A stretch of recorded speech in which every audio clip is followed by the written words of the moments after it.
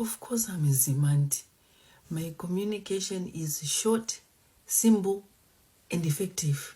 1 minute. Hello. Last. Inya ingoti gaga. Tinzoti chi. Lo ingoti wawa. Ingoti wawa pakona. Mugare muri smart. Yezo. Endo wezi enda mu bathroom ngonoti cup. Enda unoti cup kurumitsa. Enda unoti cup. Aiwa toita neveg. Ingoti ipfapfa tuwane kudya. Zvino this time wakabawana someone anonyatsova bata size. Ini chingoti chokuda ndikuona vachinzi pwa pasidhi. Rakadona pasi. Kutarisa kudai kuona mainyati vari pasi.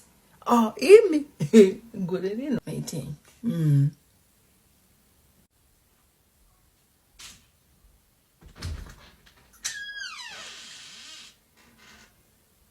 Ndoku